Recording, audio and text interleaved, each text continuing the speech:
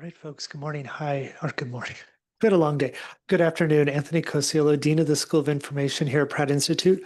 We'll get started in just about a minute or two just to give folks a chance to come on in. So just one more minute or two.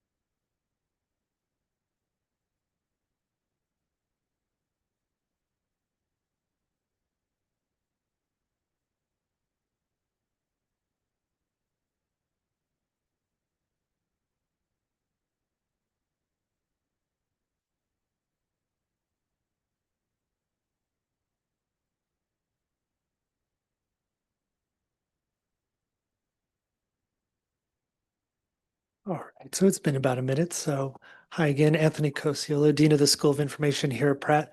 Welcome to our information session. Today, we're really going to go ahead and tell you a little bit about our school, a bit about our programs. We'll take questions from the room.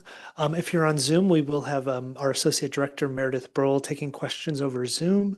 So you can do that as well if you're online. We did think we were going to have a student here answering the perspective of a student. However, she is not going to be able to make it, so you can ignore that bullet point there. We'll do a brief tour of the facility. And so if you're on Zoom, I'll take you with my phone. So it'll be a little bouncy, but you'll get the idea. And if you have any more questions, I'm happy to stick around as long as people have questions and answer any ones that you have. And I did want to apologize for the super big room we're in right now. It's really one of the only few rooms that have really good Zoom capability, and also we're pretty busy with classes right now, so this is like one of the free rooms. So sorry for the mics and the fact that we're in this like huge space. Um, yeah, so just a little bit about the School of Information. We are indeed the oldest information school in North America. We trace our roots back to 1890 when the founder of Pratt Institute, Charles Pratt, who you see here, created a series of libraries that were available to the public in Brooklyn. And with those libraries, he needed a way to train people to work in them so that there were knowledgeable staff. And hence, the Pratt Institute Library School was really born in 1890. And we've really been kind of operating ever since. We spent most of our life on the Brooklyn campus, starting out in the basement of the main building, moving to the library in 1896. We moved to a newer building in the 70s, and we moved here to Manhattan in 2002 and kind of been here ever since. Um, Today, we are very much motivated by our vision and our mission. So our library and information science program continues going strong, but we also do have a series of newer programs as well. And so you can see our vision statement here and our mission statement. And really, one of the things you'll find in our mission statement is we really look to be the kind of information school that really looks to bring in art, culture, design, technology kind of into the school. And so that's one of the things that makes us a little bit different from a lot of the other information schools out there is we do try to bring in that kind of the cultural component into our school. And you'll see that play itself out in things like class projects and so forth. So just a little bit about who the people are that make up the school. We have about 80 faculty. 15 of them are full-time faculty. These are primarily folks who are researchers, scholars. They're with us full-time. They also act as faculty advisors to students. And then we have about 60 or so part-time faculty. And these are folks who are primarily working in the city by day and then coming here at night to teach. So these are everyone from UX designers, librarians, archivists, UX researchers, kind of you name it. We have a lot of different folks who come here and teach at night. Um, so before we get into the specifics of the programs, I just have a few kind of facts that hit across all of our programs. We are really primarily a face-to-face community. And that's really because we value excellence in face-to-face teaching, and we value face-to-face community. So at this point, we're almost entirely back in person. I think this fall we have one online class and we have about 85 in-person classes. So really, definitely if you're interested in an online program, we are not the place for you. There might be one online class, maybe two, but it's really primarily a face-to-face program. So, if that's appealing to you, living, working here in New York City, right here on 14th Street, we're the place for you. Um, I would also say that, we do run classes throughout the day. So really starting at 11:30 in the morning and then also at 3 and 6:30. 6:30 is in fact our busiest time. So we have a bunch of 6:30 classes about to start. So it's pretty buzzy upstairs, I would say. And so definitely this is really so if you're working, you can definitely take programs here and do all kinds of, you can continue your programs even if you're working. But you could also do stuff during the day, like we have the whole gamut. So I noticed from the RSVP list that many people are interested in the Library and Information Science program. Do you want to, if you're interested in our Library and Information Science program, you want to raise your hand? All right, a good chunk of people. Okay, so I will give you the quick rundown on that program, and I see some folks online. That's great. Um, And then I'll tell you about our programs and we'll go ahead and open up for questions and so forth. But the quick rundown on our Library and Information Science program, it is indeed our oldest program. Really, it traces its roots back to 1890. And it's one of six programs that were first accredited by the American Library Association back in 1924. And we just got our accreditation renewed till 2031. So we're really like we've been accredited for over 100 years. And as you can imagine by the title, this is really a program training people to be librarians, archivists, other kinds of information professionals who are really out there collecting, managing, preserving, and providing access to services, to information, and providing services around that. Um, this program is typically completed by students in 2 years. It's a 36 credit program, and typically people will do three classes in the fall, three in the spring, three in the next fall, three in the spring, and then they're done. There's typically not a lot of summer school going on. A lot of people will intern during the summer, or so in this core curriculum, people will do this core curriculum, which is foundational for all librarians. So things like knowledge organization, that's getting into like cataloging information, reference and instruction, that's really about working with users and patrons, information technology, the tech, since the tech kind of undergirds everything we do.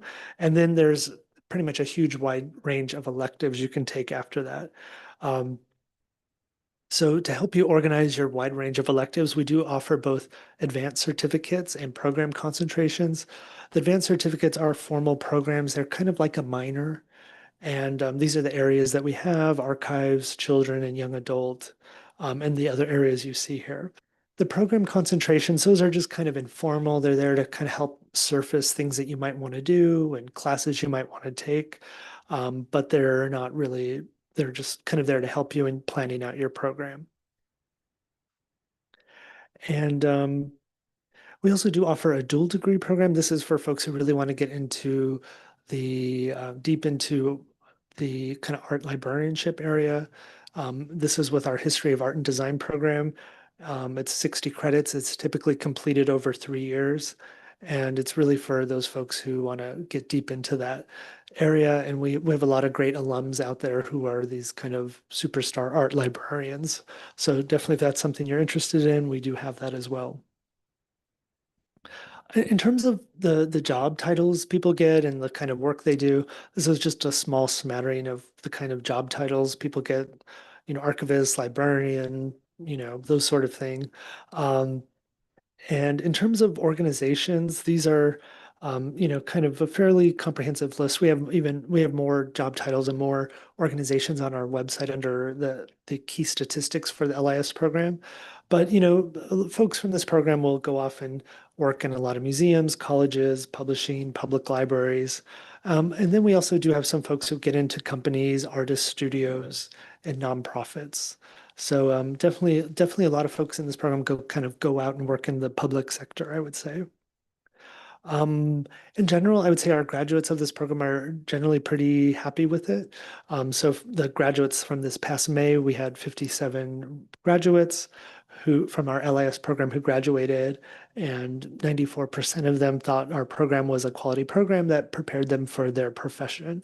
So that's really great. That's really, you're talking, just, almost everybody. So that's the quick rundown on our library and information science program. Is anyone, I think I saw one or two people who are interested in our data analytics and visualization program. Do you want to raise your hand? Here? Oh, we got some. We got some. I see some hands. I see some partial hands. Um, just a quick rundown of our data analytics program. This is where the library science program is really about managing information, collecting, managing, providing access to it. Our data analytics program is really more about using information. And it's really going to be about doing data analysis, doing visualizations, using information that is collected. It is designed for people from any background. You don't need specific background. We take people from arts, humanities, all the different backgrounds. And it's a multidisciplinary program. It does some statistics, computer programming, design, and usability. This program is also like the other one, typically completed in 2 years, 3 courses in the fall, three in the spring, three in the fall, three in the spring. In this program, folks will get into statistics and data analysis, information visualization. They'll do some computer programming with Python. And then there's a wide range of electives you can take from then on out.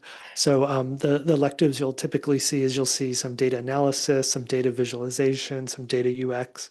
And then there are some open electives. These are really, any other course in the info school, or you can even take classes outside of the School of Information into other departments here at Pratt. I would say one of the strengths of this program is in the GIS area. This is really the mapping component. So we have some great work going on. And if you want to do some data analysis and really bring in a mapping component, so um, spatial statistics, and bringing in that. For example, we have an alum who works in her name's Ziggy Wang. There was a profile recently of her on the Pratt website, and she does a lot of work with retail companies, working in a consulting company that uses mapping to figure out retail opportunities for major clients, Lowe's and Home Depot, and where are the cars, and looking at all the kind of those mapping components to figure out, come up solutions around retail. So there's all kinds of different options in this program. Folks can also do a certificate. This is like a minor that lives within the 36 credit degree program in UX and in digital humanities. And this is a much smaller program than the other ones. It had 12 graduates this past May, but in general, they are really happy with both the quality of the program, the curriculum, and they would recommend it to a friend, family member, or colleague. So we're always happy to see that. And in terms of like job titles and where people work, these are the kind of job titles we see with this program. And in terms of organizations, it's kind of more of a mix between kind of public sector and private companies. So publics like NYU and private like, say, Google, for example. All right, so the third program I'll give you a quick rundown on is our Information Experience Design program. Do we have some folks interested in that program? Okay, I see three. Nice. Four. Great.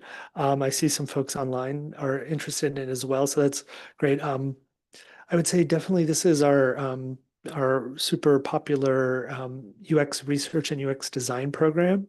And it's really about creating these well-rounded UX professionals. You don't need to come from any specific background. We take folks from arts, humanities, all kinds of backgrounds. You don't need a design background. You don't need a portfolio. And it's really about creating well-rounded UX professionals. We say it's not like you will learn all the knowledge and skills of being a UX designer, but it's not a 6-week boot camp, or, it is a 2-year intensive master's program like the other ones. So there's a lot of these kind of boot camps that have been popping up like Google and Code Academy and all these other kinds of ones. But it is definitely not a, 3-week, 4-week, 6-week. It is a 2-year undertaking.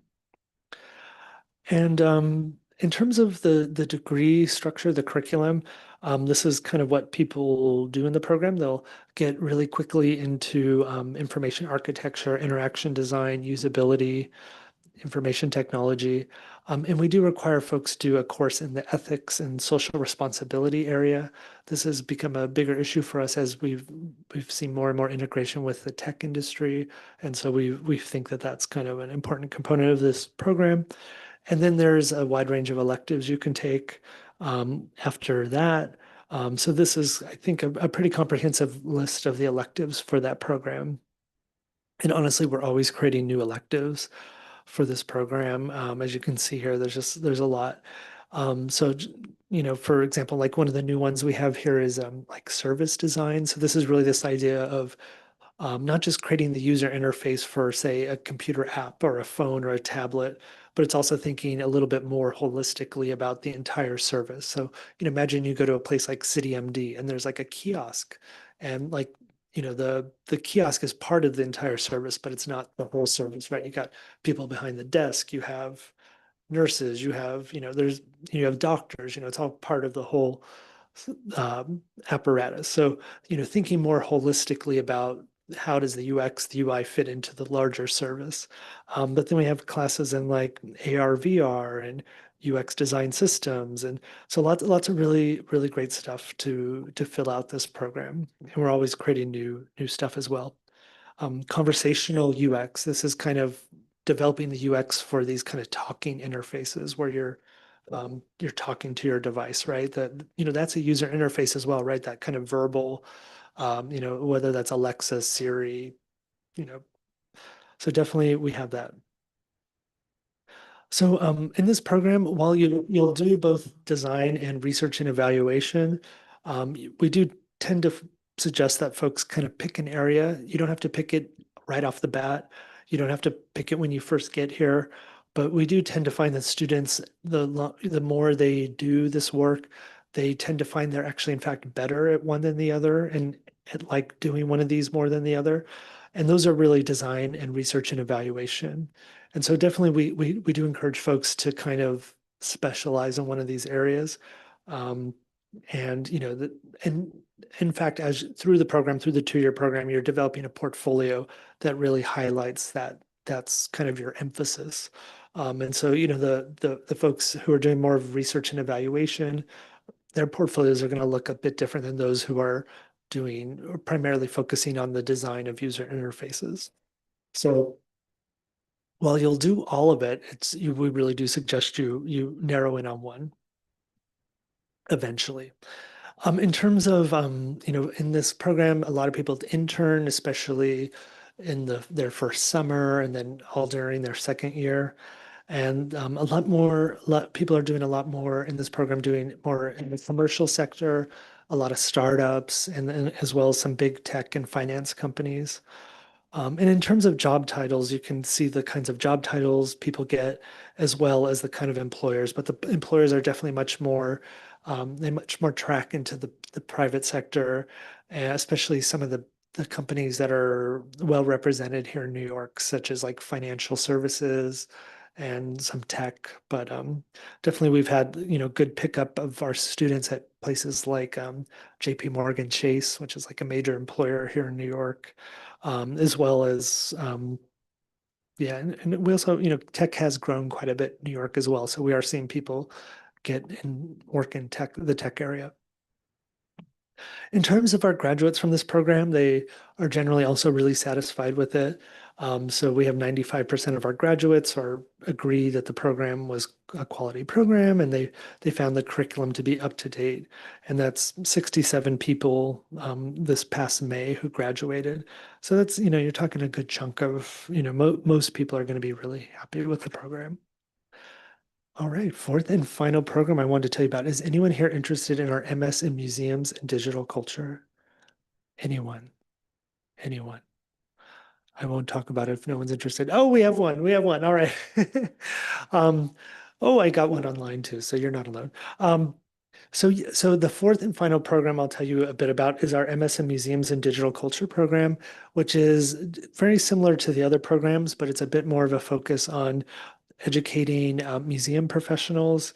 And these are really going to be kind of a museum professionals with kind of a techie bent, I would say. So where a lot of museum studies programs are going to have more of a kind of an art history bent, we're going to tend to be a bit more leaning more into IT and tech.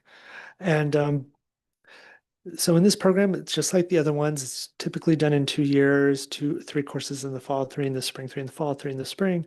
And folks will do stuff in the area of like museum digital strategy, museum information management. This is going to get into like cataloging cultural objects. And then from there, you have a wide range of electives you can take, such as in more getting more into information management, digital tools and technology, audience experience, and community engagement.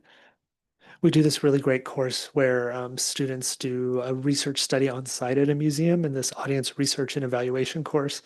And we did it even during COVID. We were like, talking to visitors to museums with like iPads and like getting their feedback, which now that I look back is probably a little maybe wasn't the best idea. But anyways, we've been going for a while on this. And then we also do allow some courses outside of the School of Information.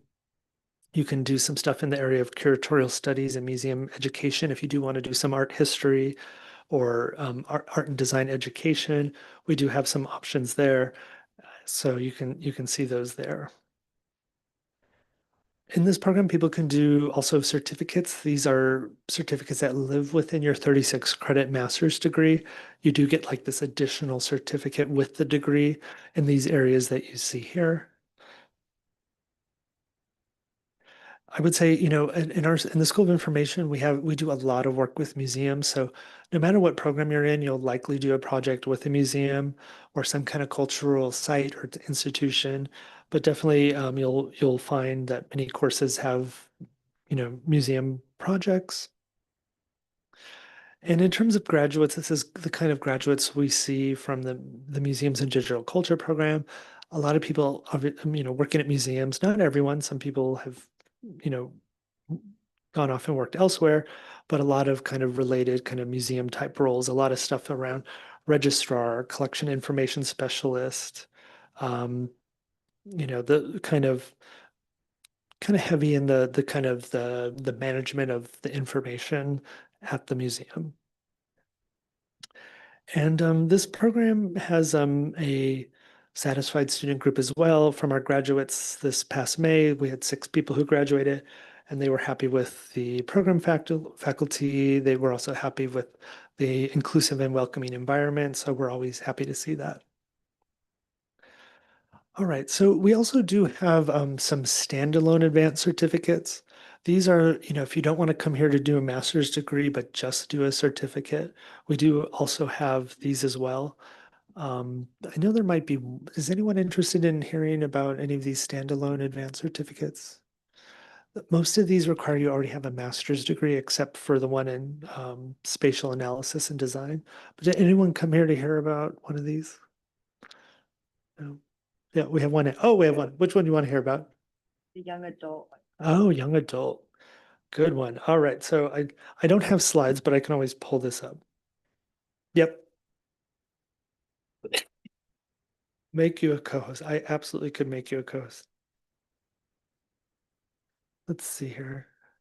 And that's going to require me to know how to do that. Okay, make co-host. There we go. Thank you. All right, let's see here. So yeah, so young adults. So one of the interesting things about our young adult program is we are honestly, we're really one of the earliest young adult programs in the country. So one of the things that we're famous for is the woman who basically led the development of the field of children's librarianship at the New York Public Library. Her name was Anne Carroll Moore. She was a graduate of this school and taught some of the earliest classes here. And so there's a really great history about young adult library services here. But yeah, so a little bit about this program. So you can do this. It's a 12 credit program. So for folks who already have a library and information science degree, I would say most people do this within their master's degree here, but we do also let in people into this program from who already have a master's degree in library science. And really, the only course you have to do is this Info 681. This is community building and engagement. It's a bit about community needs analysis and community assessment. And then you have some additional courses you can take, getting into things like teen lit, looking at the evolution of children and technology, and then, or you can do a course in early childhood. We also do one of the things that's interesting about this program is you can substitute one of these kind of more traditional courses with a kind of what we call creative making. So Pratt is really known as kind of like a making place. People make art, they make furniture, they do a lot of making. And in maker spaces in libraries, they're really encouraging young people to make stuff, whether that's make music, make art, make crafts. And so you can actually, in fact, substitute one of these courses with a course like in, say, physical computing or puppet making or so it's but you don't have to. You can take, more kind of what I would say more of a traditional children's class like teen lit, where you're reading, lots of teen literature and getting really familiar with that domain. So it's really it's pretty flexible. But yeah, this is a 12 credit program typically completed in a year. But for most people, they're going to do this with their master's degree. Cool. So does that kind of give you a quick basic rundown? Yeah, it's cool stuff. We have some great folks working in this area. For example, we have Jennifer Hubert Swan. She reviews teen books for the New York Times, and she teaches our teen lit class.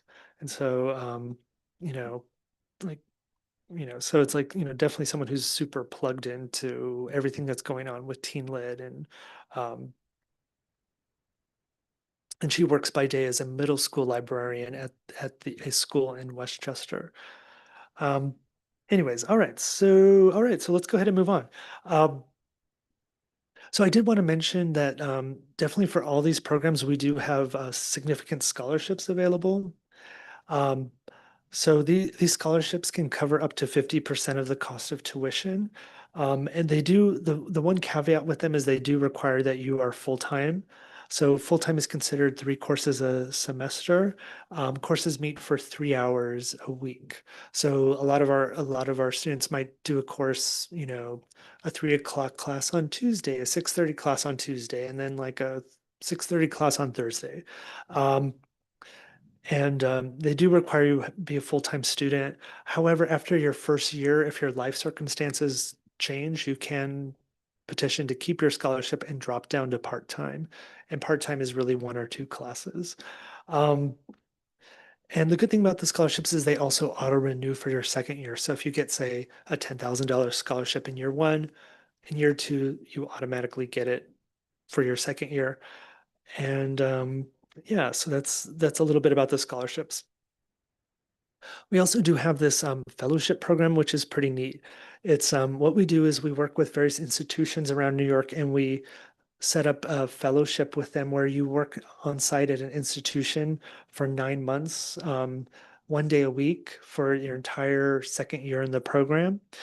And they pay about $8,000, which is roughly works out to about $25 an hour. So you won't get rich on this, but you will get some valuable experience, which is you'll work on a project with various institutions. So, for example, we've got a lot going with the Brooklyn Public Library.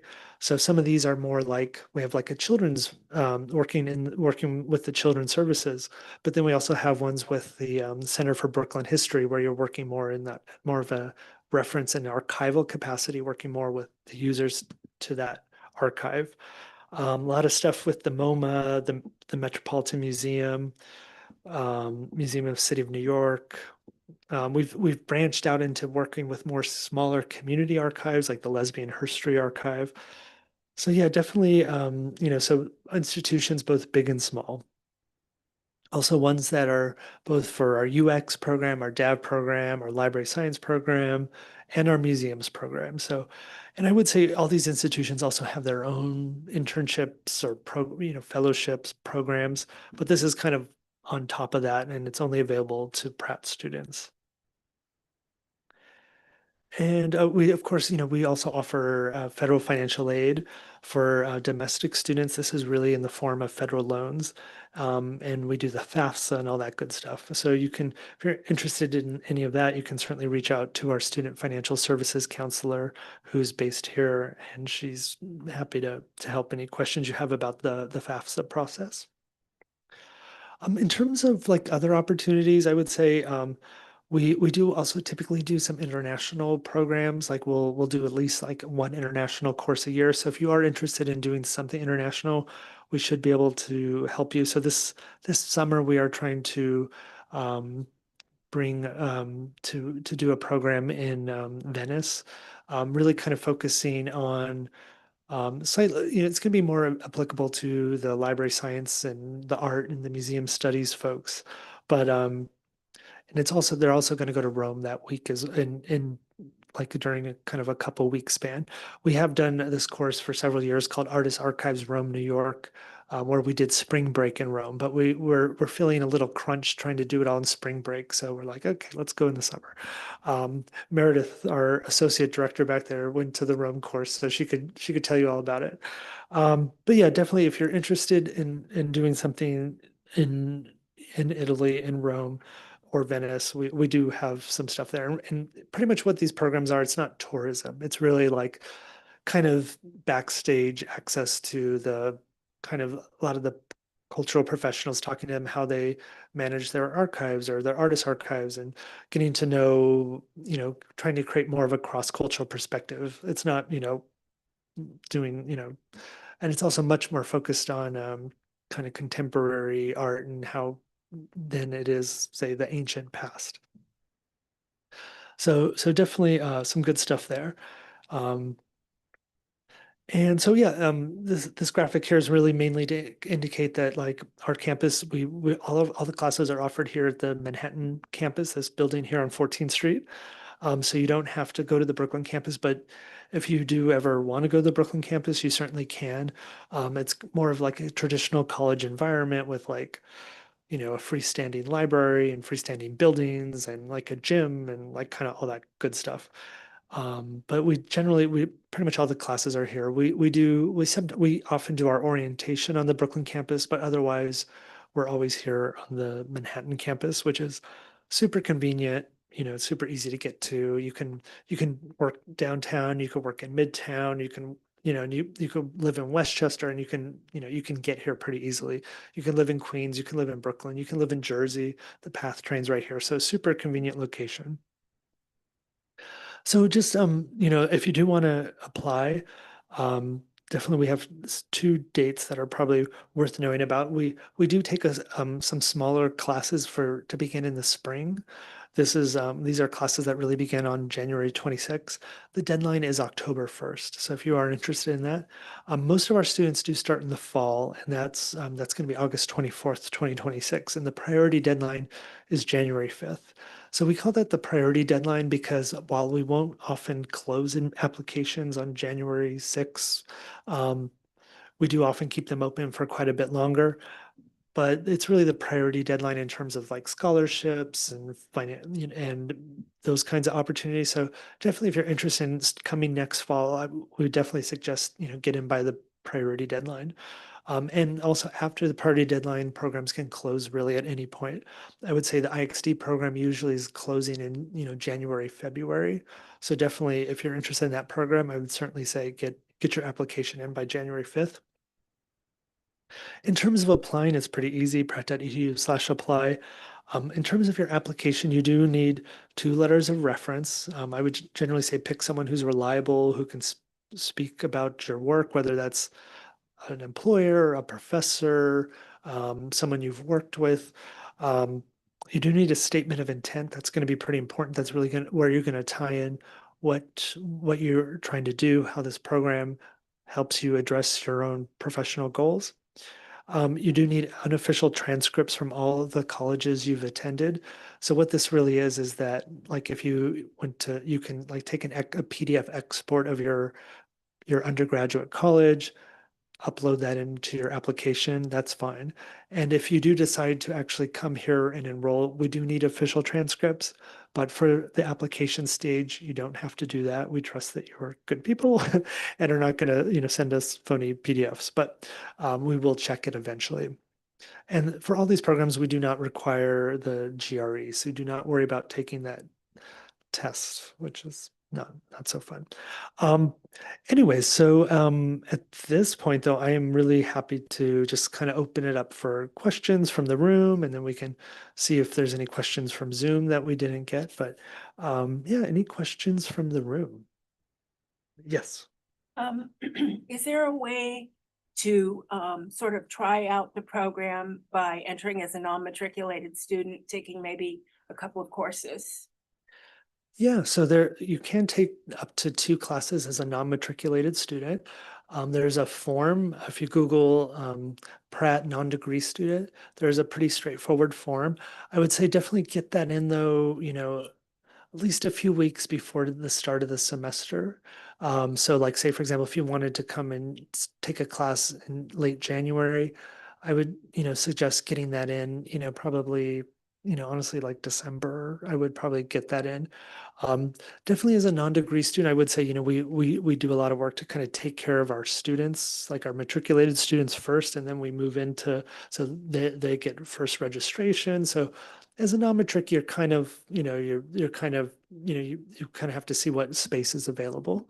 But yeah, you definitely can do that. But definitely, definitely do it well in advance because sometimes I'll get emails and people are like, I want to take a as a non-matriculated student. I'm like, wait, the school's starting like tomorrow.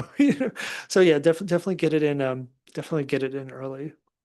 What I need to submit for that? Yeah, you would need, it's a good question. I'm like staring at Meredith. But I think you need a resume. I think you need your unofficial transcripts as well. So you need some of the things that you would need from your undergraduate institution, but it's you don't need a statement of intent or anything like that.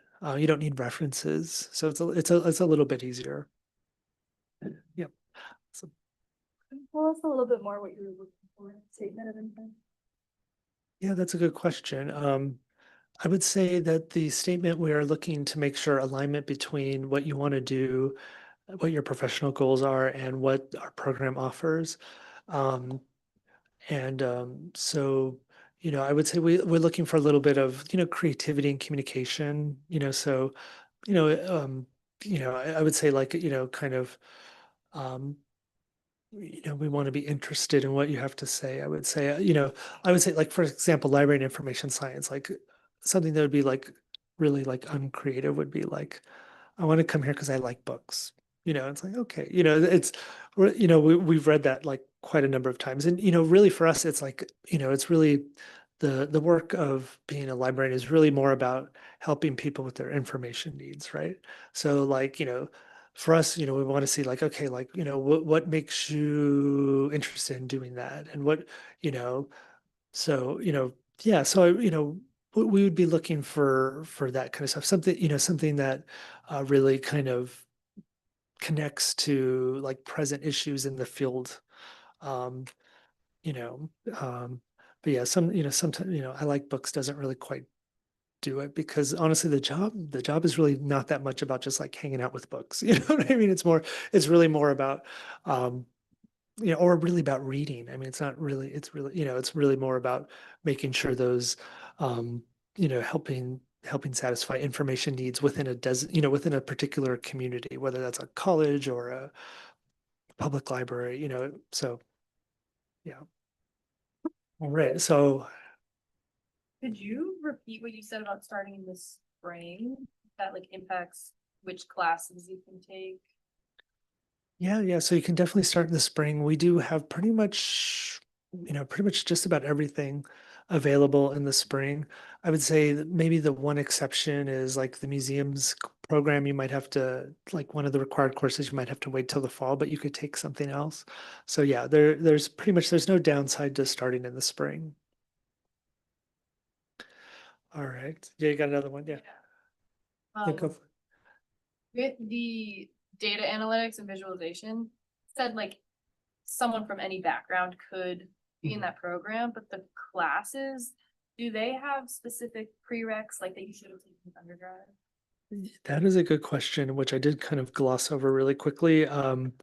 So, so the one thing that is not really expressed here is like, um, so this data analysis course, if you don't have a statistics background, we do require you take an intro to statistics course.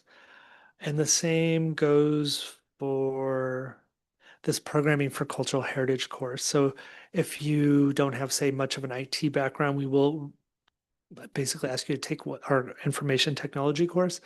So yeah, so there are some prereqs in here that you might have to take if you don't have both a stats or a tech background, but that's fine. A lot of people start this program without that.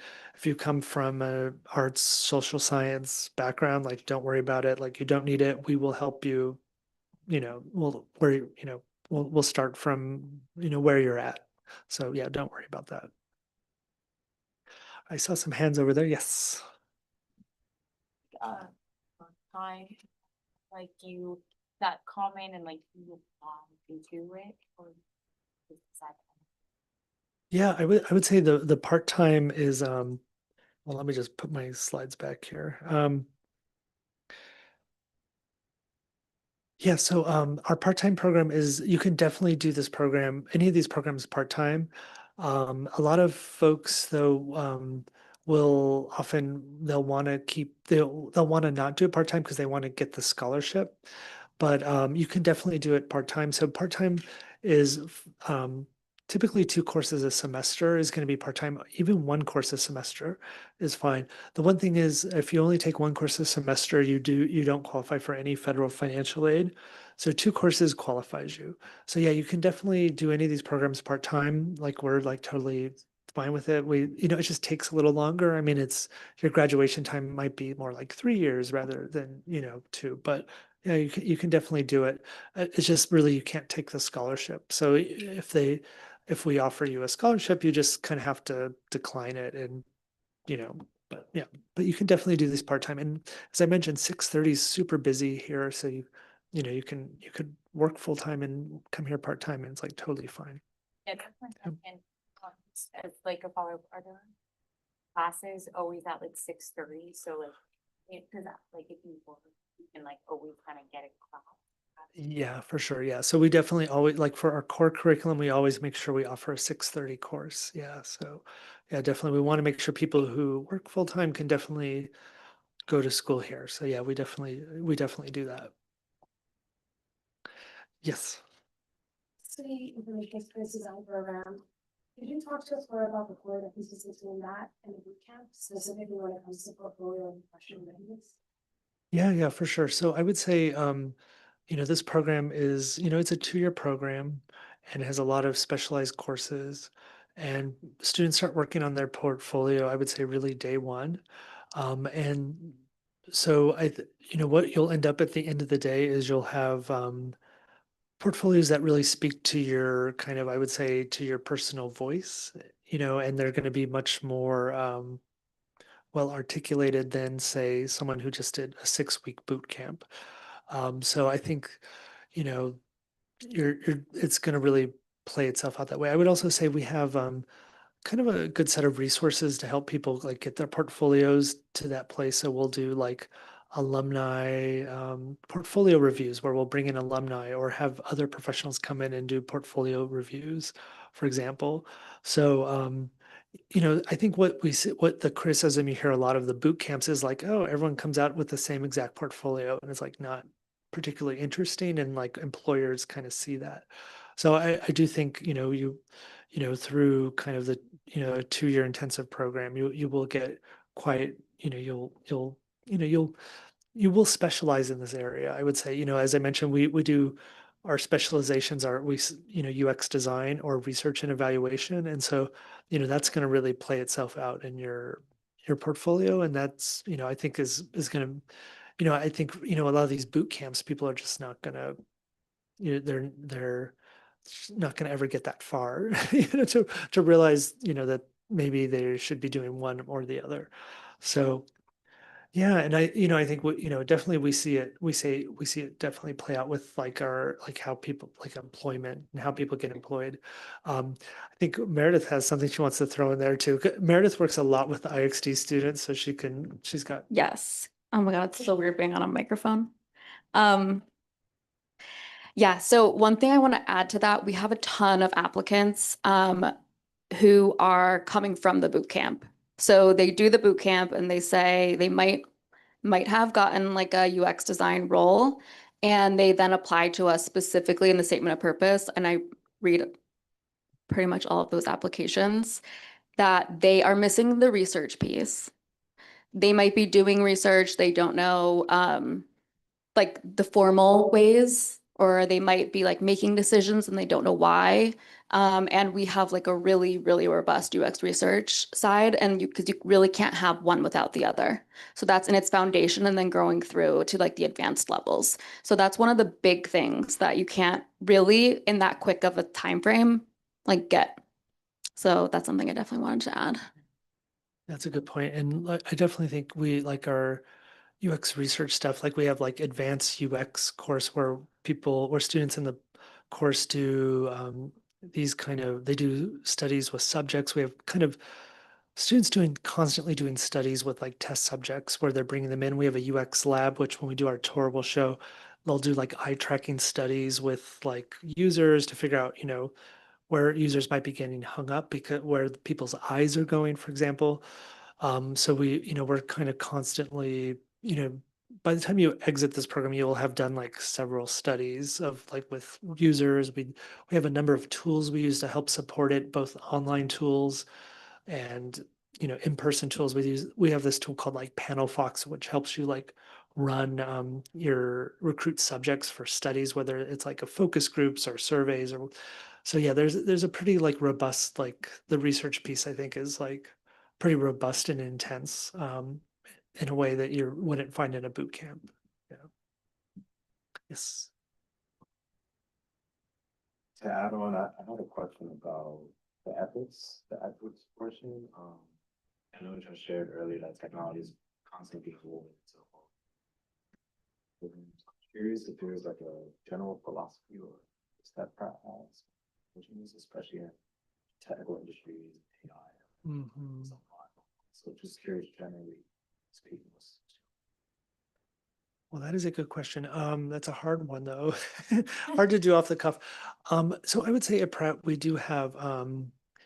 have like values, we're basically the institute's working on revising our mission and our values, and we're really honing in on that. But so the School of Information, we have our vision, our mission, our goals, and they all have kind of various kind of values baked into them. But I would say, in terms of like, with, I would say a big part of like one of our goals is to educate students who are creative, critical, and ethical. And so what we make sure we get that to you through, say, and we actually in fact assess students on that through the portfolio. So many of our portfolios, we do actually look at that and we look for that in assignments. And so it's a big part of you when you come into the school, like in our first course, the foundations of information, you'll get some of that as well. We do an annual event called the Ethics and Technology Forum. We're doing that later in October, where we bring in like a high level speaker to bring in to who to talk us through emerging issues in the area of ethics and tech. So this year we have this journalist Karen Howe who wrote this like incredible book about the rise of OpenAI, and Sam Altman, and but basically it's an insider look at a company, but it's also it's a looking at the whole AI industry and trying to understand like how we can influence it and where it's going. And so I would say it's we just it's a big part of what you would get here would be threaded out throughout the program in various ways at various times, and you will in fact have to like show it in your own work. Is yeah. Yes, sir. Yeah, I mean, you brought it up, AI, like how was How's the press school of information, you know, preparing people, graduates to compete with AI? How's it addressing it in aspects of librarianship? Librarianship, yeah. So I would say we're always creating new courses. So for example, just this fall, we started a course called UX Design for AI. So this is really more for the UX program, but we are creating new stuff all the time. We do have instructors working it into their courses. We do have faculty, our faculty are primarily, our full-time faculty are researchers. They're using AI in their research. And so to help drive the conversation about where it works, where it doesn't work. I'm even myself, like the last study I wrote that I published was looking at using AI for the cataloging of oral histories. And it turns out it actually works pretty well. But it's really, we're working towards advancing the conversation and the knowledge around how does this technology work? And so that we can feed that into classes, advance the conversation across the field of whether it's LIS or UX or any of these fields. So yeah, it's like it's ongoing work. I feel like a lot of our faculty are working on it. They're talking about it. We're, uh, but no one at this point has like the full answer. All we can do really is, keep working on it, keep researching it, figuring out what it can do, what it can't do. But it's definitely like we're definitely leaning in. We're not like no, we're trying to understand what's going on with it. So we're looking at it, and we're engaging with it for sure. So um, so we think that that's that it's gonna our view is it's gonna be another tool. So like someone like me, I lived through like the web, and like I remember people being like, librarians would be like, oh well, students can't use Wikipedia, and it's like it's like it's going to be another tool. Like some people use Excel, right? And the people who used Excel before everyone else did had an advantage. Guess what? The people who use AI are going to have an advantage. And so you we're basically you got to kind of get in there and use it, and that's kind of what we're doing. It's another tool. Um, how about white shirt back there? Yeah. A little bit more about the archive certificate. Also, can you do that within the dual degree in art and history? Yeah, for sure. So the archive certificate, yeah, for sure. So the archive certificate is definitely one of our most popular certificates. And you can do it in the 36, or you can do it in the 3-year dual degree for sure. Um, and so really what people do in this, so it's a 18 credit certificate that lives within your 36 credit master's degree or within the 60 credit dual degree. And the way it works is people will take the core archival theory class called Info 625. We'll have folks do a class in conservation and preservation, Info 632. We do require everyone do a kind of a digital tech kind of archives course, just because we don't want people coming through the program without seriously dealing with kind of both born digital and digitized information. And then there's a lot of elective options you can take. We have cool elective options like conservation lab, where you'll work on creating custom enclosures for things like manuscripts and rare books and other kinds of library and archival material. We're always creating new stuff in this area. Like we have this course called Archives and Art Making, where it's really both about making art with archives and bringing artists into archives. So it's like interesting things that really would only happen here at Pratt that don't happen anywhere else. We also do require a fieldwork option, do require fieldwork for the archive certificate. So either a 0 credit summer internship or a 3 credit one in the fall or spring. Any of our fellowships will help satisfy that, or other archival fellowships, other archival internships. But yeah, it's definitely one of our popular certificates. When we started this fall, I did a show of hands of our new students. I'm like, who's interested in the archive certificate? And like tons of people are. So yeah, I would say we also tie it to the Society of American Archivists puts out these guidelines for graduate programs in archival studies, and we're always kind of it was designed with those in mind, and we see probably another revision coming down the pike. So actually, in this coming fall, there might be some revisions.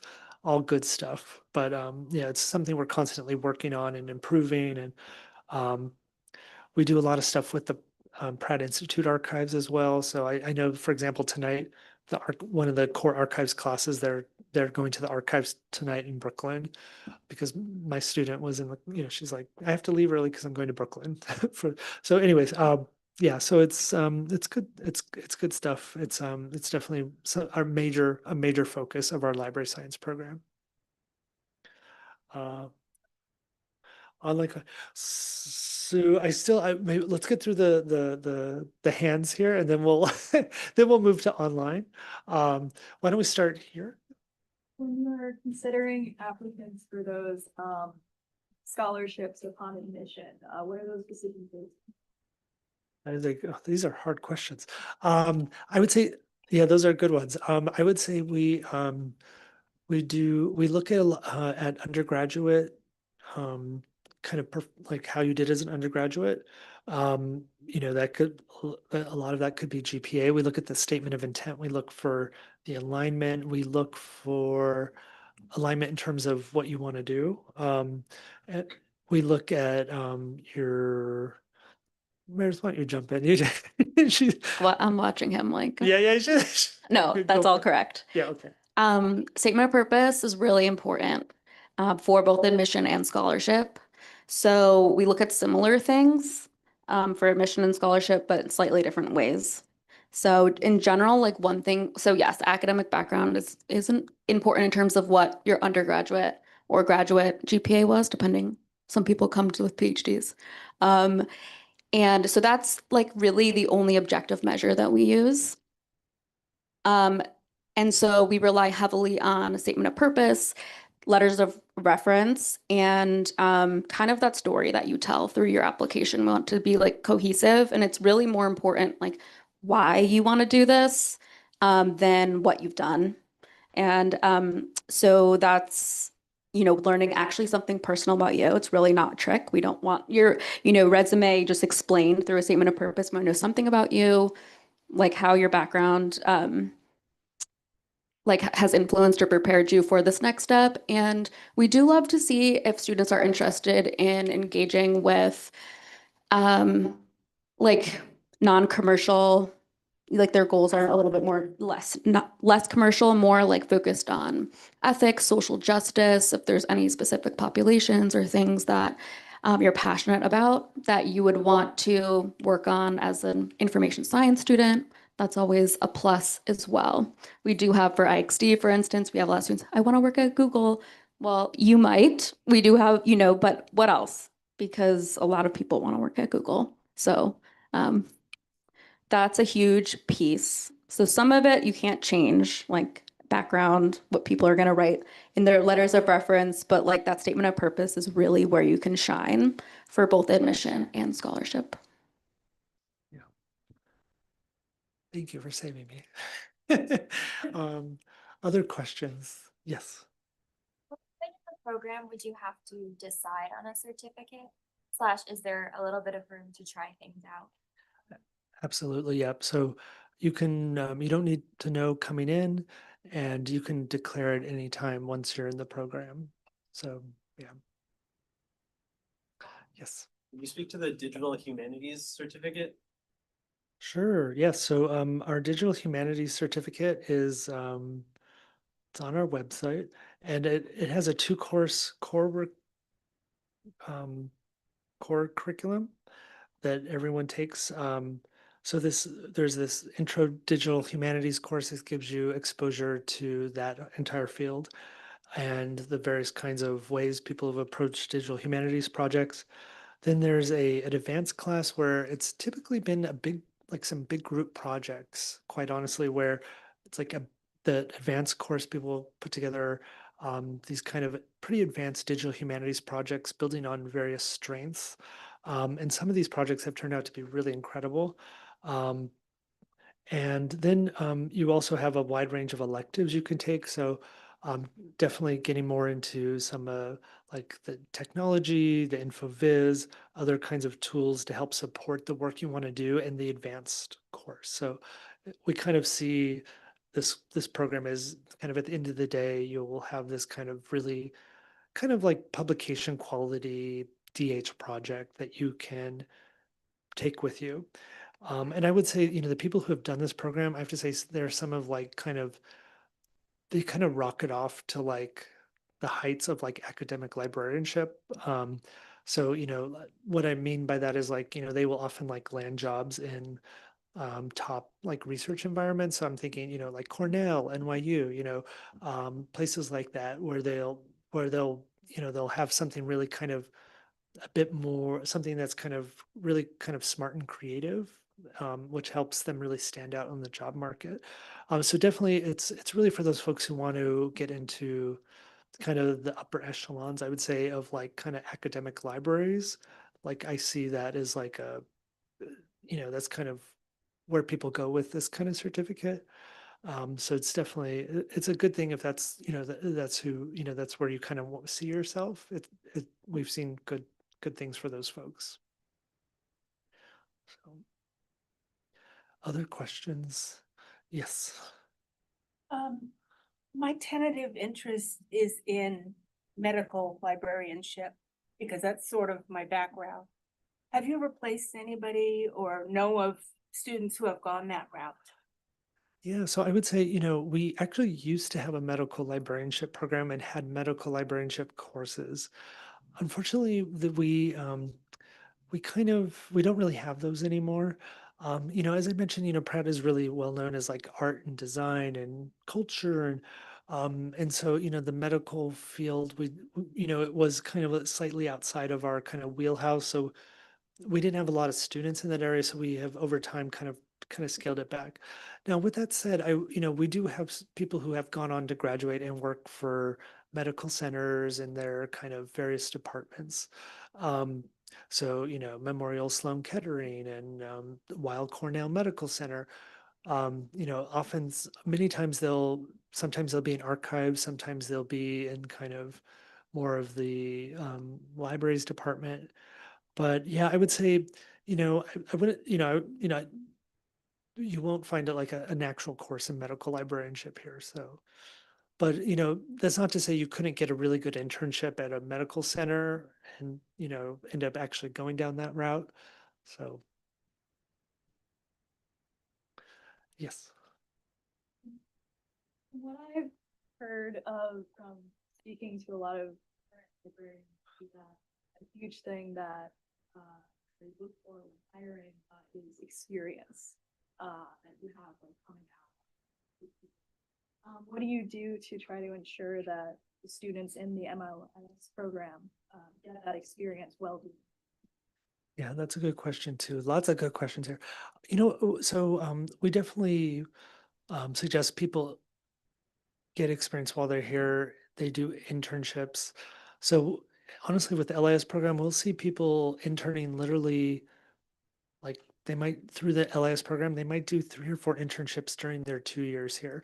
So maybe, and we actually think this is a great way for you to try out various things so that you kind of, by the time you're graduating, you kind of know where you want to be and you've kind of X'd off certain places off the list, right? So you're like, okay, well, I thought I wanted to be in, work in museums, but actually, in fact, I don't like it. That's good to know, right? Or, it turns out, my gosh, I actually really love, I never thought, I thought I wanted to work with children, but gosh, I really actually love working in a museum environment. Like those are great things to learn. So one good way to do it is through interning your entire time here. And so, go for it. And pretty much what we do is we circulate lots of opportunities over our various listservs. And we do have our fellowship program, which is another thing you can do as well.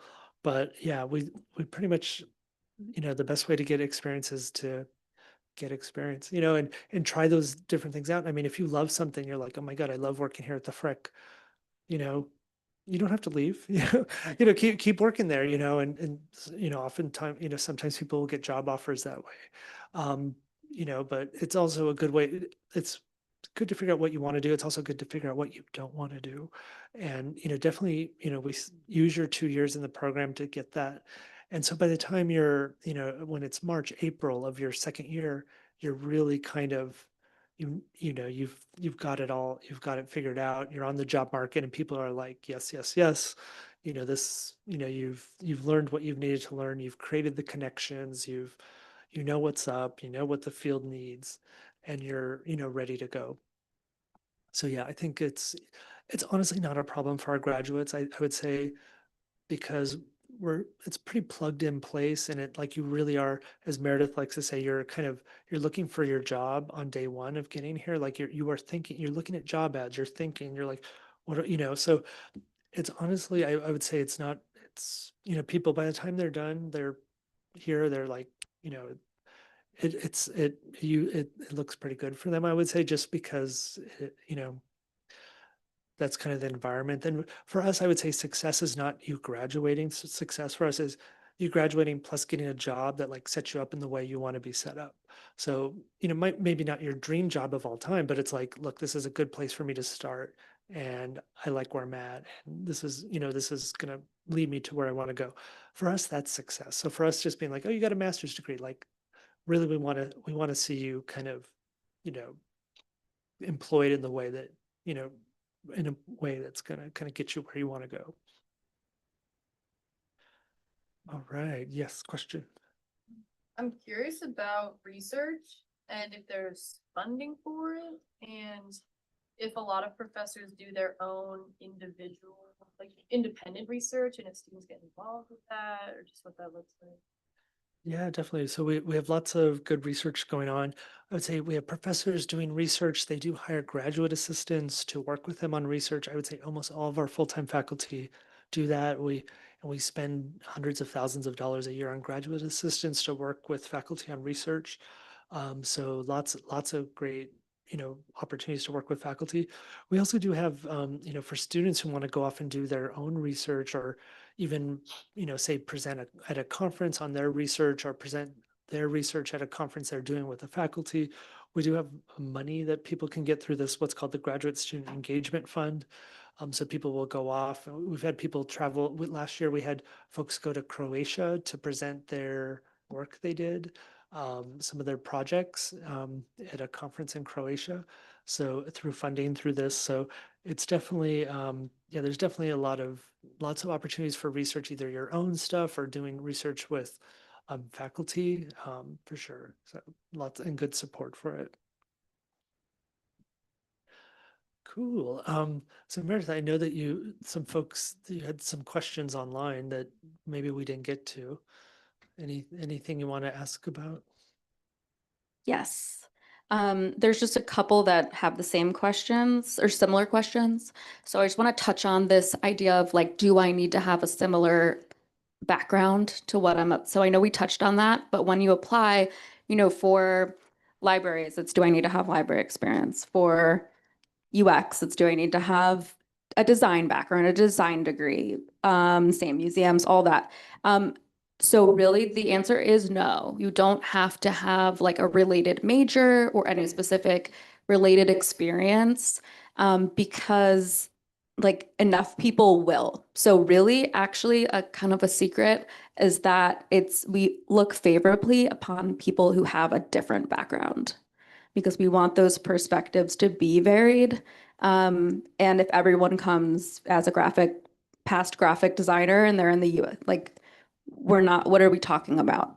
So we love to see, for all of our programs, like, we have students from finance, law, education. Some might make a little bit more sense than others, you think, like, like psychology or something, but these aren't degrees that, like, are offered usually at an undergraduate level. They're degrees that you, like, grow into as a person, and, like, you have experiences that bring you to this point. So, and as Anthony said, we will teach all those skills at the ground level. So even if you are, working in libraries, you're gonna still learn the basics. Or if you are, working as a designer, you're gonna learn those basics the way that we would teach them. So it really is not going to be a problem if you don't have, like, the same background. I have a lot of questions about that.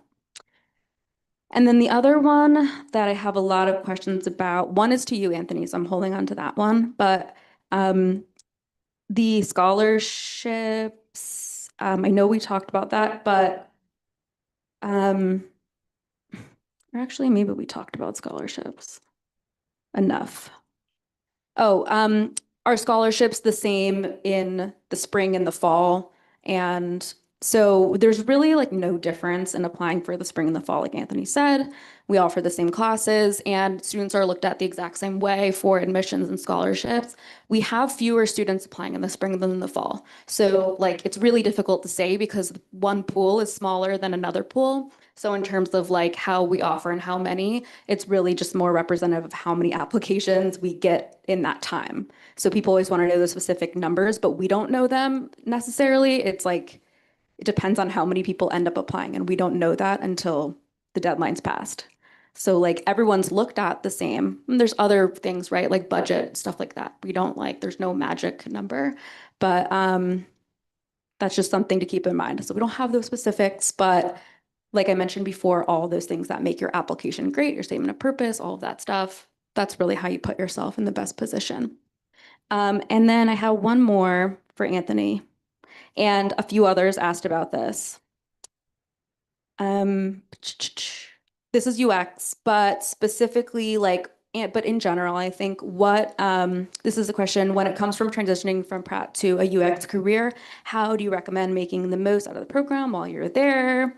Devin wants to hear your take on it, but I think also just what's the career support like here? I don't know, did we already talk about career support? Didn't talk about Okay. that. Yeah, so making the most out of the program. So I would say I would take advantage of everything that Pratt has to offer. So for example, we have like this, especially we have student organizations. These are clubs that you can create that are student chapters of national organizations. So for example, the UX group, we have the User Experience Professional Association. That allows a group of students to get together and get money to do something to help support their program. So that could be bringing in alumni to do events, to give panels, to do portfolio reviews. So definitely definitely say, you know, take advantage, so, do more than just come to class. That would be something I would say that, try to, involve yourself beyond just, kind of getting the good grades, right? You can get involved with faculty research. Those, we have for the UX program, we have this group called the Center for Digital Experiences. And what they do is they go out there and they collect client projects to farm out to classes. Well, they're always looking for graduate assistants to help with that. Do something like that. We do extracurricular activities. So, for example, this past spring, for the last 3 years, we've done this thing called the Amazon Music Product Design Challenge, where we have UX students working with Amazon and Amazon designers to make improvements to their Amazon Music service, like coming up with ideas and real concrete design ideas. And they present them to the leadership at Amazon Music, and they get a small scholarship if they win. But that's all extracurricular. But definitely, jumping on top of those opportunities and be like, yeah, I want to have an Amazon project in my portfolio. Like that's pretty cool, right? So I would definitely say, take advantage of those things that happen maybe outside of class. But then, in terms of career support, I would say we have both we have like kind of like the internal community, I would say, which is like things like listservs, word of mouth, your faculty advisor that you can take advantage of. We also do have an office where their job is really career support. It's called the Center for Career and Professional Development, and they are career counselors that they'll do resume workshops, they'll do cover letter workshops, they'll help you with that. And so I would say there's a combination of both kind of formal and like formal offices that like do career support, but then there's also like informal things. For example, Meredith runs an operation. It's called she creates a newsletter working with some students called the Info Upload, which is literally just a monthly newsletter, which is really just all about like the jobs available to our community. Some of it's things that people have sent us. Oftentimes people are, the alumni network is sending us jobs they have, or we're, grabbing them off of Handshake or the other services we have, and we're putting those out there. So yeah, I think it's, there's kind of things the school's doing, there's things that's happening in the institute's doing. So I would definitely say there's good support for careers. And also there's just the like, as I mentioned, like our goal is career placement, really it's not just getting the degree. It's like we want to see you land in the job you want. So for us, like, it's, so yeah, it's gonna be a big part of the program, I would say, kind of when you talk to your advisor, it's like, what do you want to do job wise? So, it's kind of, these programs are pretty, we're pretty applied. We're pretty, we're not, it's not, nothing is terribly theoretical, I would say, in terms of what's, what are these academic programs, we are getting pretty, we're looking really specifically at what people need to know. So, yeah. Um, any other questions? Yes, we have just right here. This is less related to the program, but does Pratt offer any health insurance plans for full-time? Absolutely, yeah. So we have health insurance that's pretty affordable that students can get. And yeah, so yeah, I think it's Aetna. Is it still Aetna? Aetna? Oh, Cigna? I don't know. We have one. We have one. okay. United Healthcare. United. Okay, yeah, they switch every few years. Yep. You decide to get one of the advanced certificates and then later decide, actually, I want to get the MS. Would the credits from that certificate apply to the degree? So the one thing with the certificates is you do all have to have an existing master's degree for most of them. Yeah. So yeah. So for a lot of people, we don't have many people who do those as standalone, but yeah, I think, yeah. Any other questions? Do we have does someone? Yeah, yeah. Is like kind Yeah. of specific to like the US program. In terms of having a portfolio, is that like a lot of work is under NDA and stuff? Is that at all swaying like your decision to accept an applicant to provide? Yeah. So I'd say we don't really look at portfolios. So yeah, so we don't really look at portfolios, and yeah, and when we work with a lot of these third party clients, that's one of our big focuses, like you can't put everything under NDA. Like, we need to, I think our approach is students need to be able to meaningfully represent their work in their portfolio. So that's something we get into in the program. And, obviously it's not useful to you if everything's NDA. It's like, it can't all be NDA. We have to, so yeah. I'm just going to add just real quick to that because I think IXC students, they don't believe it when we say we don't look at the portfolios. Like there's actually no place to submit one because we will not open it. It has no sense if you get in or not. Like you wouldn't want me judging your portfolio. So yeah, it plays absolutely no role. If we have people coming from a finance background, how could we have a portfolio influence our decisions at all? So it's really just like, it's not possible for us to do so. And so no worries. Yeah, no worries. Cool. All right. So now I think we are reached the point of the evening where we're going to go on our tour of the facility. If you are on Zoom, I'm going to take you on my phone. But I think probably what would make the most sense is for Meredith to take the entire group over here. And Meredith, maybe you guys can start on, where do you want to start? You want to, we'll end up bumping into each other at some point anyways. So Meredith will take the group over here. The group over here on this side of the pillar, I will go ahead and take you, and we're going to start up on 7. And we will work our way down, and we'll stick around for as long as you have questions. So thank you.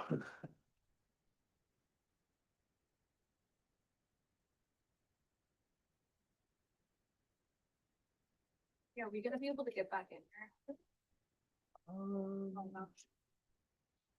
I would take your stuff just in case. Yeah, yeah.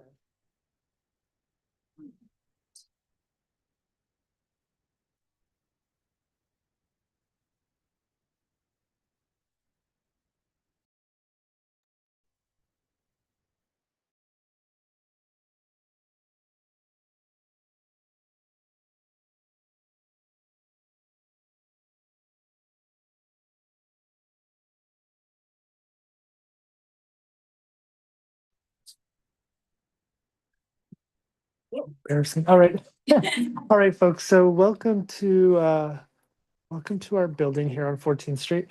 So this is our first room we're in. This is so this space was the building we moved in here in 2002. It used to be a garment factory. It was like they made underwear here. Macy's made underwear here. This whole area was like, a lot of garments all the way up, up 7th Avenue as well. And and this space was renovated also during COVID. So some of the spaces are from 2002. Other ones happened during 2020, 2021. This is one of the kind of spaces from the 2021 period. So this is like a lecture hall, but we have our largest class is 18 students. Our class size averages about 11 to 12 students. So, generally a space like this is used for large, like big events, but not really for classes. We'll do parties in here as well. We'll do like our holiday party and our graduation party, as well as this lounge out here. But yeah, this is there's no large lectures here. It's generally pretty small classes. So let's head on out.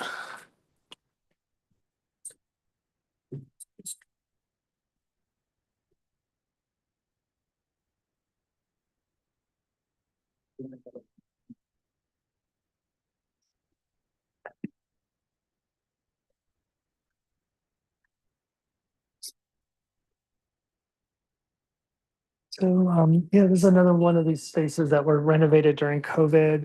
And this is just kind of we'll use this for events, but it's also just kind of a place to crash in between classes and get a little work done. Our classes are small. So for example, there's a class going on in this room over here. I think it's, caps at 18 people, and it's kind of more of a seminar, one of the introductory seminar classes, but you can kind of, feel free to look in there. But let's go ahead and take the elevator up to 7. In terms of this floor, we do have actually I have one thing I can show you, which is kind of all right, I'm going to show you one thing while we're down here. So this is one of our newest spaces. We literally opened it this fall. And what it is I mentioned that we have some UX labs that people can book.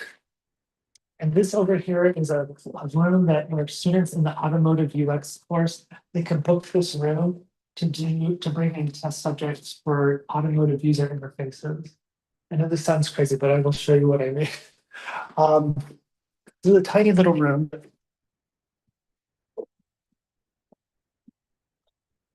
So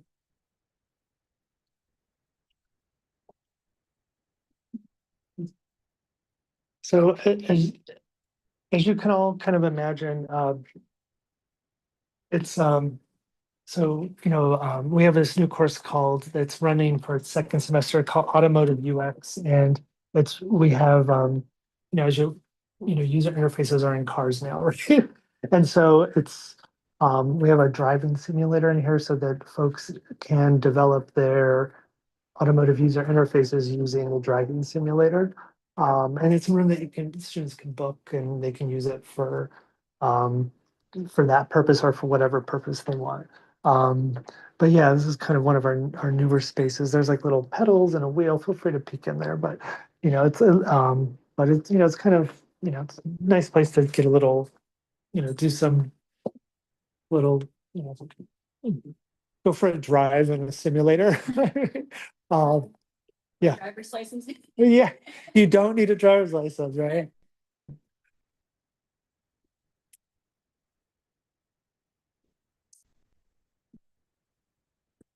We do have a few students who've gone internships we had a student who got an internship at Volvo. So we have a little bit of that has, over time has sent people to the automobile industry. So that's an area you're interested in. We do have stuff going on in that. 7.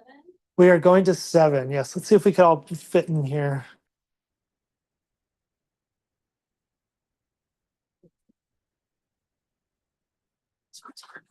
Sorry. 7. Nice. Okay. So where folks,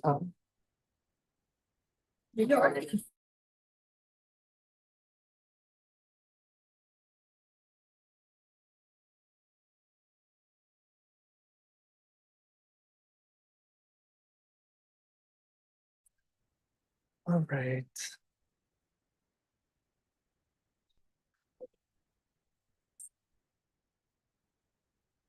So, yeah, so welcome to the seventh floor. So this is another space that was renovated during COVID. And so it's a space to kind of get some work done in between classes. There's food in there. There's like a farmer's fridge. So it's kind of like a nice in between classes kind of space. But also what you can do up here is you'll see these student services offices. These are pretty much any kind of service that's like not a professor. They have offices up here. So financial aid, counseling, health, student involvement, various the career counseling folks, they'll basically come up here. They might not be here, every office might not be here every week, but they'll have like one day a week they come here to the Manhattan campus where most of those offices have on the Brooklyn campus are like permanently there. But we have pretty much different offices available here, different times of the week. Um, so yeah, so this is kind of everything that's like not a professor, you can get up here.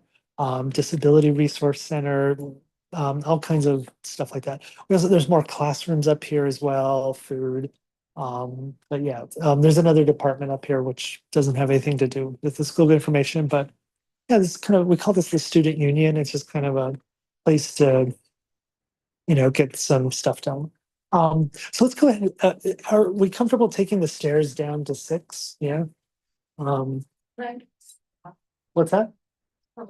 Yeah. Feel free to poke your head in there. Um, yeah. I feel like the classes are pretty busy in there. A lot of classrooms are kind of down that way. There's probably a bunch of school of information classes in there. Um, Is this open every day? yeah, so the building's open till 1 a.m. During the week and then 11 p.m. on the weekend. So definitely you could, come in here at 12 o'clock at night and I always like to say it's a good place to get away from your annoying roommate, so Oh, so you can like use the bathroom. use the bathrooms, Is the building open 24/7? till 1 a.m. Okay. During the week, yeah. So it's got nice long hours. Um, all right. So why don't we head down to Sept? I like the stairs. I'm not a big elevator person.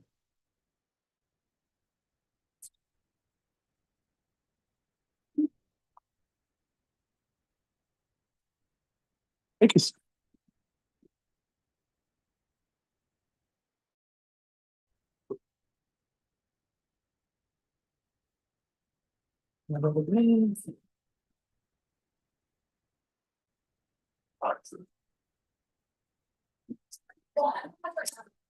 All right, folks. So we're here on the 6th floor. We got Meredith coming, so I knew we'd bump into.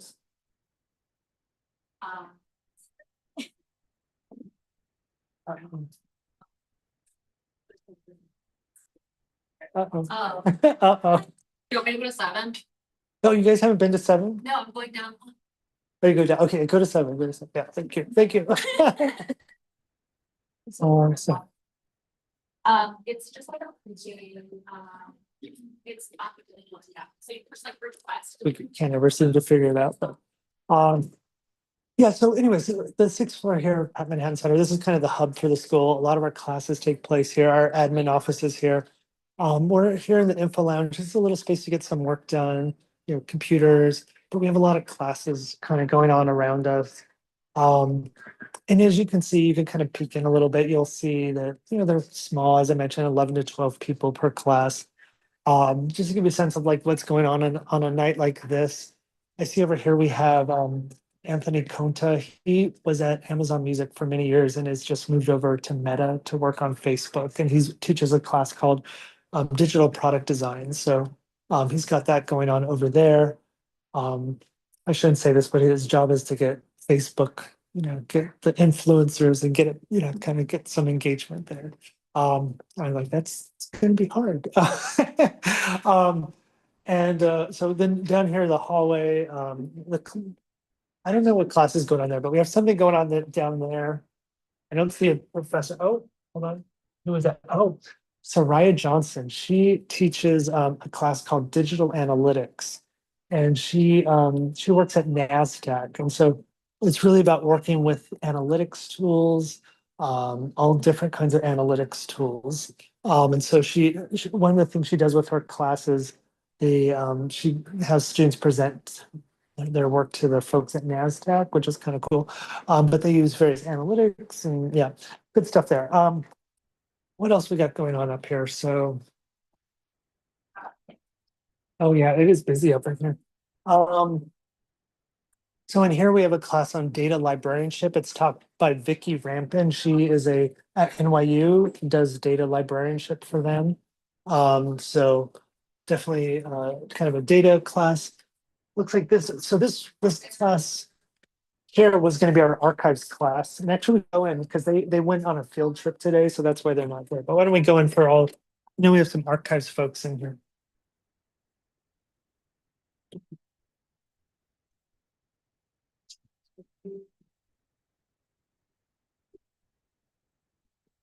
So that music, that was from my previous class, and the slides are from my previous class. I just have not, I didn't have a chance to take them down. But so a room like this, we do a lot of our archives projects in here. Um, and so one thing you'll notice is we have lots of like kind of vintage equipment, and this is used for reformatting projects, for all kinds of old video and audio. So lots of, we have this formatting deck, we have this formatting deck. This semester, we're working on a project with the Lesbian History Archives, working to restore some old radio programs. And so we are in fact doing some radio program digitization using the equipment here. But all kinds of old media like film and slides and pneumatics and open reels and all that kind of stuff, rare book scanning. We'll do processing of physical materials in here as well, such as like if we have like an archival collection to process, we'll do it here. That's why we use the big table so that like if we have to like lay out an archival collection, like lay out folders, it works really well in here. But yeah, this is kind of lots of archives stuff goes on in here for sure. Yeah. Quick question, do students have like restrictions as when they have access to the building? No, the building's open till till 1 a.m. Definitely students can use a space like this anytime the class isn't in here. So we post on the door like the schedules, and you can see like this room is, it's like free a lot of the day until 3 o'clock. So yeah, definitely students can like use any of the spaces we have. No problem. So and jazz is not always playing in here. It's like just, but yeah, lots of the posters are all kind of archivesy kinds of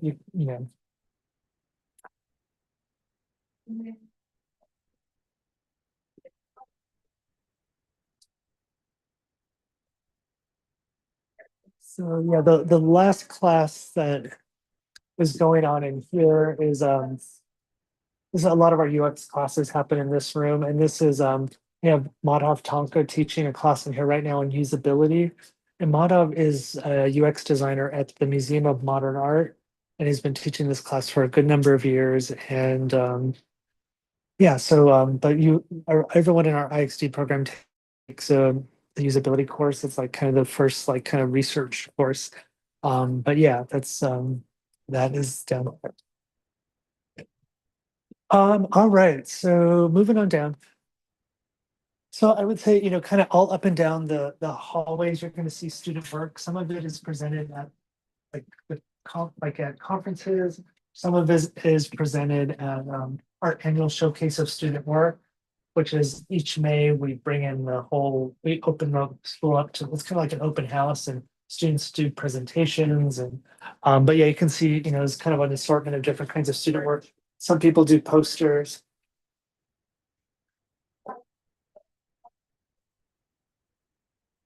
Do a bit of a Leslie Lohman theme this year. So why don't we come in here? This is kind of a fun room.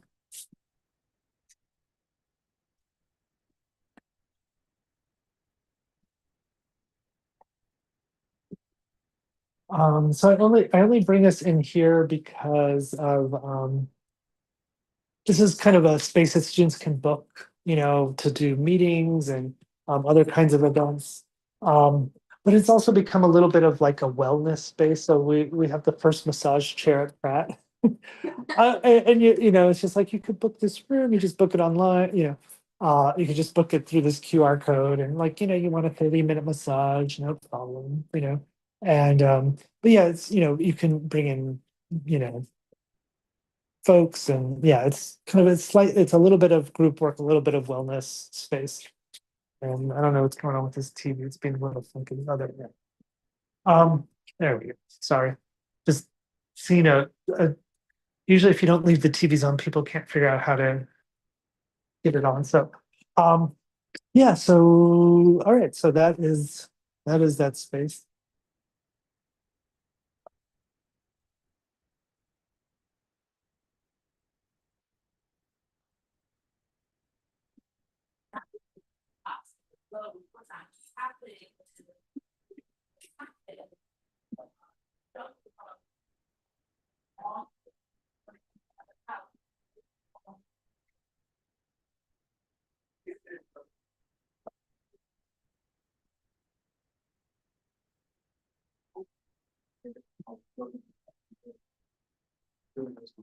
Yeah, you know.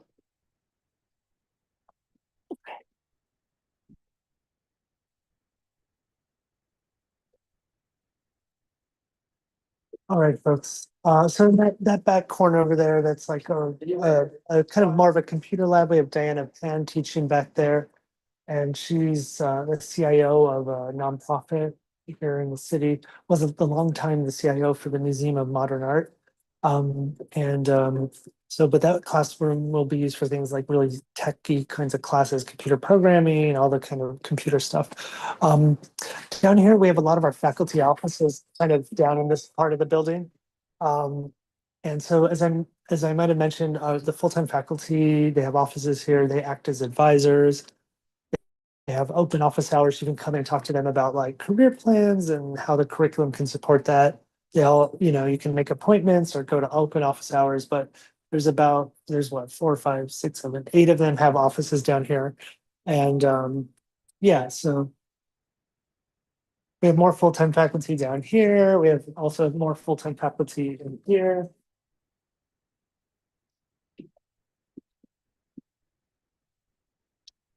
This is kind of a fun graphic from orientation this fall. We did an online activity about where people were from. And this is from the fall 25 class. So these are the folks who are just now starting. But you can really see that students in the school come from really like quite all over the place, like a lot of people from North America. Then also a lot of people from China and India and Europe and a little bit of South Africa, some South America.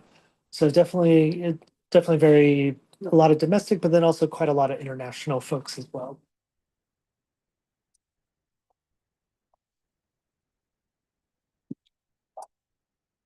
So down here you can see, as I mentioned, our full-time faculty, they're researchers, scholars. You can see some of like their books and articles, the kind of stuff they're working on, the stuff they're writing. So it gives you kind of a sense of the kind of stuff they're working on.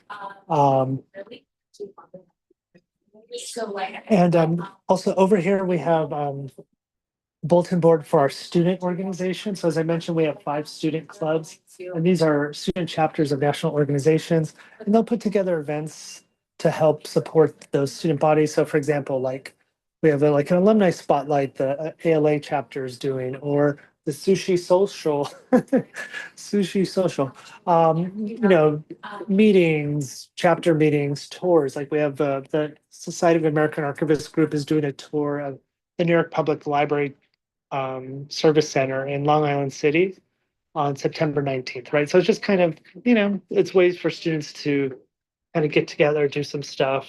But kind of things they want to do that maybe aren't happening in the class that they want to do.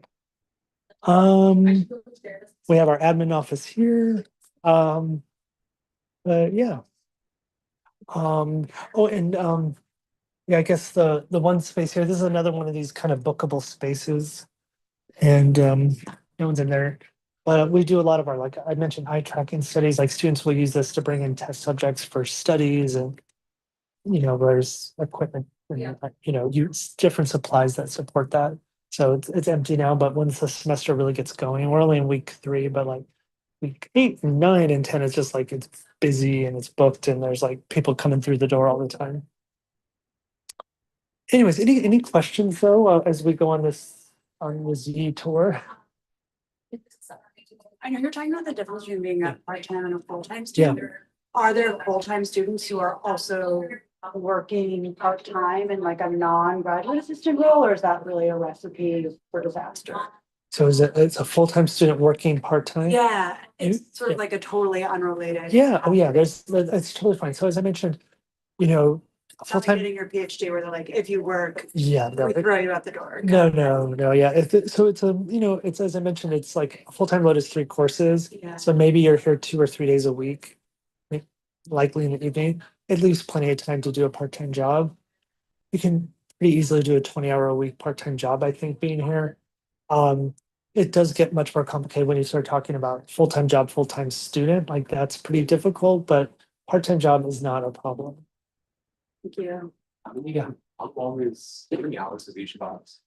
2 hours and 15 minutes. Yeah, so the folks who have 6:30 classes are here till 9:20, so. Yeah. Yeah. Yeah. By 9:20, I'm ready to get in bed, but it works for a lot of people. So anyways, maybe I think let's go down to the 4th floor. Maybe we'll get back in the elevator for this.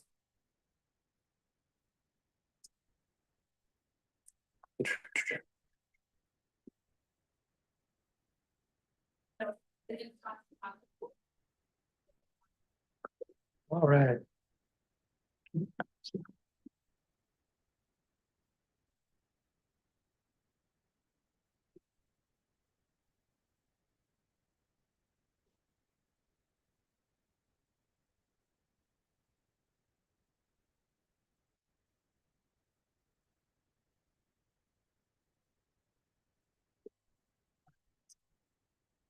And also feel free to hang around the building, like, as I mentioned, it's open till 1 a.m. So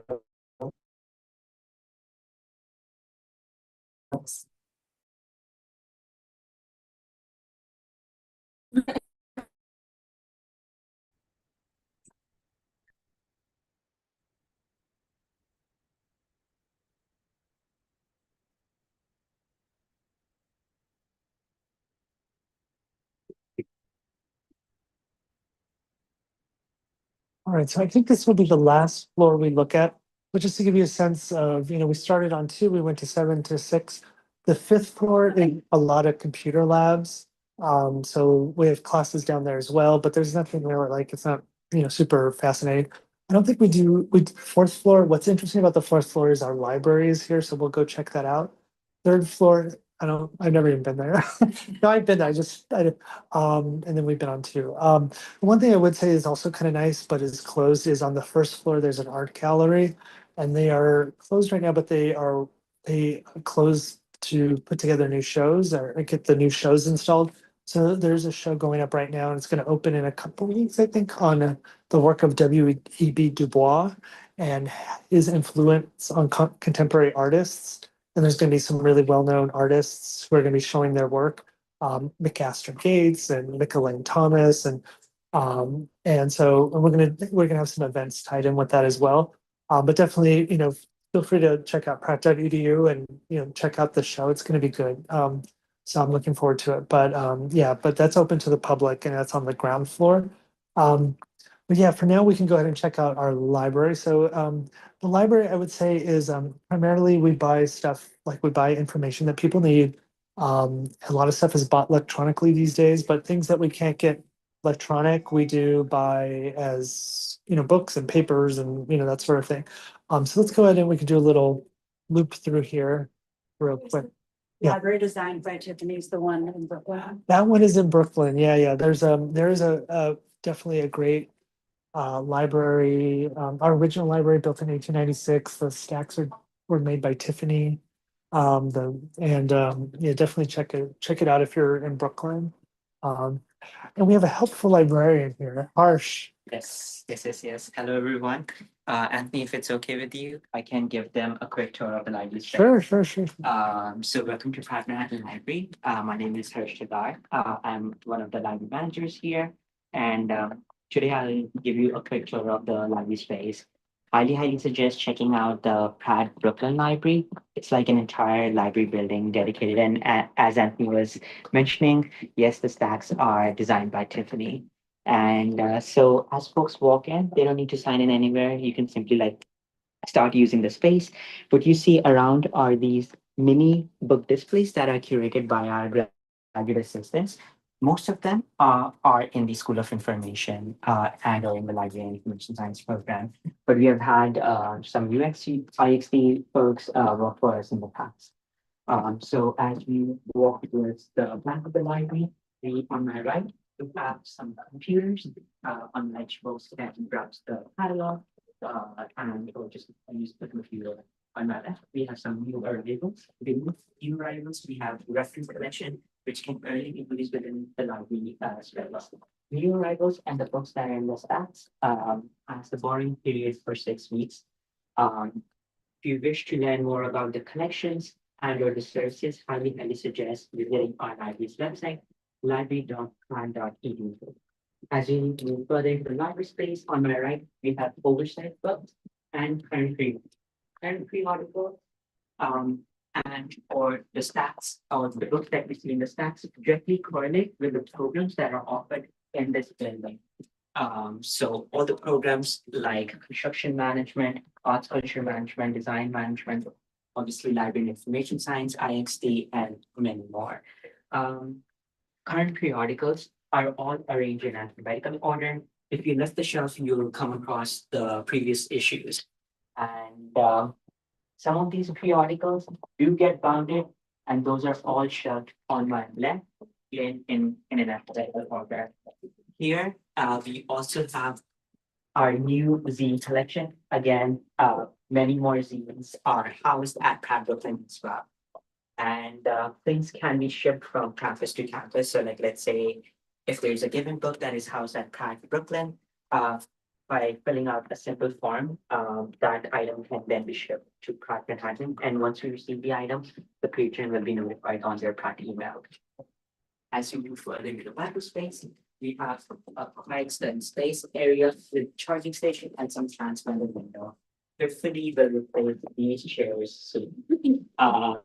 And yeah, if we take a roundabout and so our library uses the decimal classification system. You will see the column number stickers on all the bays and the column number ranges. So on my left, we have student information course evaluation. On its left, we have small DVD collection. DVDs can also be borrowed along with equipment that we have, iPads, portable chargers, headphones, and much more. At Pratt Brooklyn Library, folks can also borrow equipment like gaming consoles, camera, projector, so on and so forth. As we move further into the library space, we have these two service desks. We often see in this space and that, yeah. As we move further into the library space again, but for the right for the service desk, actually it will bring in the from the staff.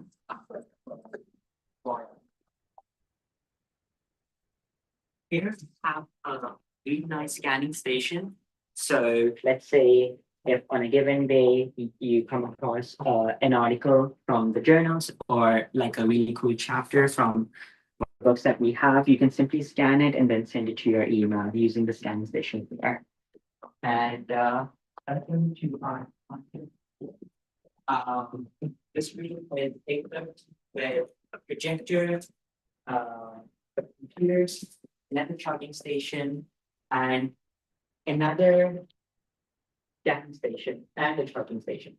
That is the flatbed, so for a higher quality scan. I think there is this class that is offered visual resource management in School of Information. So that scanner can come in handy. But there's a similar scanner upstairs on the sixth floor, as you may have already seen. At last, I would like to mention, if you're interested in knowing more about our services and their collection, I highly suggest you visit library.craft.edu.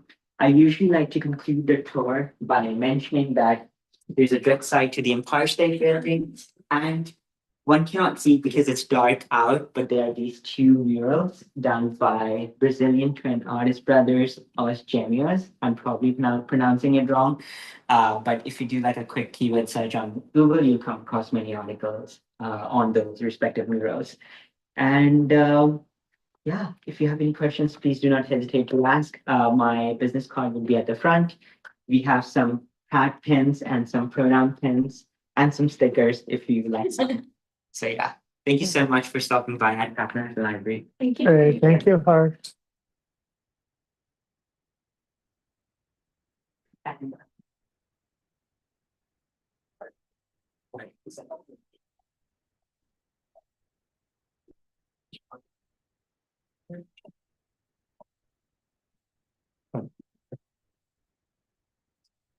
Great pens.